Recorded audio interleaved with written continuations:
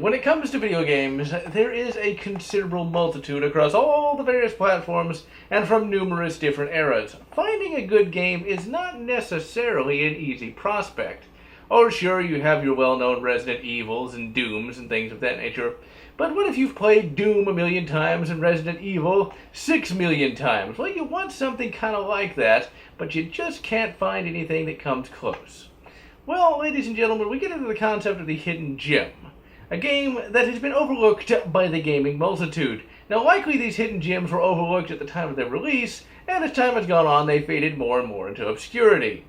Now, really, finding a hidden gem is not necessarily an easy prospect, especially considering all the other hidden gems that vie for attention. Now, of course, you can find the hidden gem via YouTube with videos such as this, but sometimes you just find them by random, like I did with Nightmare Creatures, a game that I discovered by just looking up a list of PS1 survival horror titles.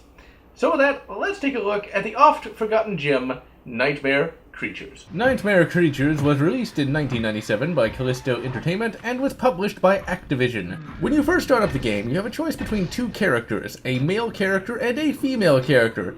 The gameplay for Nightmare Creatures is, in theory, straightforward. You go through a level and beat the shit out of all the titular Nightmare Creatures, and then find an exit. As you would imagine, it's not quite that easy. If Extermination and the various Resident Evils were balls to the wall hard, this game is the full package to the wall hard. This is a game for the pro MLG player. Now, in many videos, I've of course talked about the concept of the pro MLG. Now, this particular colloquialism was devised by both myself and a number of friends back in the day. And this particular colloquialism describes an individual who can play Halo 3 with both hands tied behind their back and their only appendage, their tongue. This term also describes individuals who see Resident Evil 1 as complete and total casual garbage because you don't die in the first second. This game is tough. Very, very tough indeed. This is a game that kicks your ass and never lets up. Like in the much later Dark Souls, you can be killed by literally the first enemy in the game in a very short period of time. How do I know? Well, I was killed by the first bloody zombie. This game requires that you know the controls well, because if you don't, the enemies will completely and totally savage you. You must also understand the rather complex fighting system as well. The enemies, despite being zombies and various nightmare creatures, seem to have taken several fighting arts courses, as they will both block and dodge your various attacks.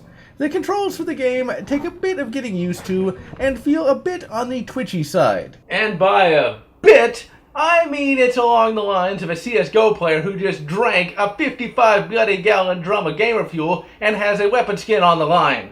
Moving in any direction sends your character flying into said direction, and backing up is way harder than it should be. By hitting back on the D-pad, your character does not simply step backwards, rather they hop back, which takes a lot of getting used to. As you would expect, with controls like this, there is no targeting system in the game, meaning that actually facing your enemy to put the WWF smackdown on their heads is not an easy prospect. Really, one could call the bloody controls an enemy in and of themselves. The game, of course, is highly reminiscent of the later God of War series with its fairly complex fighting system. There are numerous button combos that you can pull off to do numerous fighting moves. However, I've always found them fairly difficult to pull off, and so I usually just use the two basic attacks. You have, of course, a light attack and a heavy attack, and while you can attack with a weapon, using the heavy attack is generally the best attack to use most of the time. In addition to the controls being finicky, you also have the fact that even on easy, yeah right, all the enemies do a considerable amount of damage when they land blows upon you. And this is a game where it is very easy to lose it. What does losing it mean, ladies and gentlemen?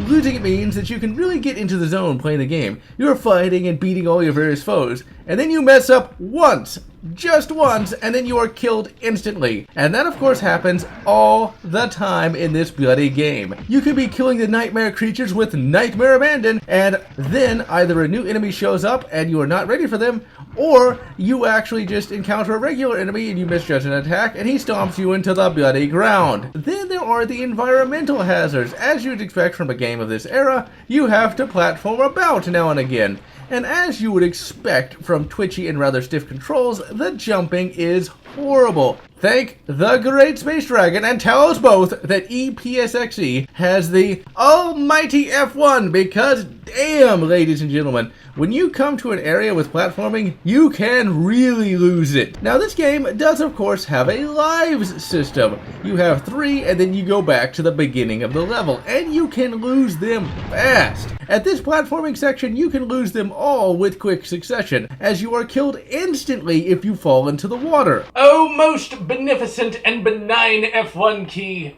we venerate thee for thine protection from instant death pits and other bits of gameplay annoyance. But insta-kill water is not the only problem you'll have. You can also be killed by other environmental hazards as well, such as barrels full of black powder. You can make the game somewhat easier by picking up a number of items. You can pick up guns that can one-shot enemies Indiana Jones style, TNT that can blow up various enemies, landmines, and flashbangs.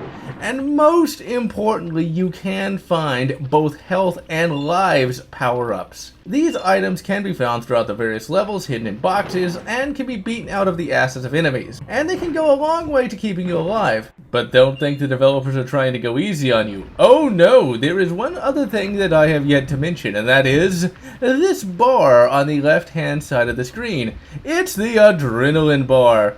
And it, on the surface, is not that big of a deal. It goes down if you are not fighting the various nightmare creatures. But if it goes down all the way, guess what? You start taking health damage. And so with all these annoying gameplay elements, surely the surly and easily annoyed GeneralLotz hates this game, right?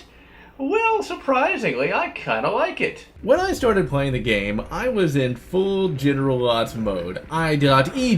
complaining about every aspect of the game, from the controls to the too hard enemies, to the annoying level design. But as time went on, I found myself doing something rather odd. I kept playing the game. Just when the game pissed me off for the upteenth time, it did something that made me say, "Please sir, can I have some more?" So yes, Nightmare Creatures is one of those nightmare games. A game hard and annoying, but just good enough to keep you playing. It does this by, on the easy difficulty at least, giving you numerous health power-ups, numerous pistols to one-shot hard enemies, a level design that, while annoying, is at least cool to look at, and a game design that somehow makes the player want to see more. Add to that the fact that you can quick save with EPSXE, and you have a recipe for a game that, despite all the bullshit, is actually pretty bloody fun. The graphics for Nightmare Creatures look pretty bloody good. The levels are well detailed, and while they are short-length due to the game's difficulty, they are jam-packed full of cool but short areas. Now, if only they forewent that annoying platforming, they would be even better. There are a few cool moving bits to some of the levels that really do make the player stop and enjoy the shinies, and in so doing can get the player killed. But moving right along, the Nightmare Creatures themselves look really quite cool, and you can see that this is where most of the budget went, as there are numerous Nightmare Creatures and they are all well detailed and graphically impressive for 1997. Sound design for the game is decent enough, with all the monster snarls sounding creepy enough and the various hits sounding nice and meaty. And now on to the 90s high five that is the story. The game opens up with a decently animated and voice-acted cutscene showing the game's villain, Mr. Crowley. He has found the lost diary of Samuel Beats, and thus knows the black magical rituals to raise an army of demons to conquer the great city of London. The game is very straightforward in its storytelling. You, the player character, must be a bad enough dude to stop Mr. Crowley from conquering London with his demon army, so that in the distant future Ozzy can sing a song about it. The story really does not come into play all that much, and when it does, it's only a few text screens here and there. Like with Demon's Souls, you, the player, must use your imagination to determine the finer details of the story. And so that is the long lost and forgotten gem that is Nightmare Creatures. This game is absolutely excellent, and it's very sad that it was forgotten. Now, of course, it wasn't all that forgotten when it was released, mainly because it actually did get a sequel called Nightmare Creatures 2.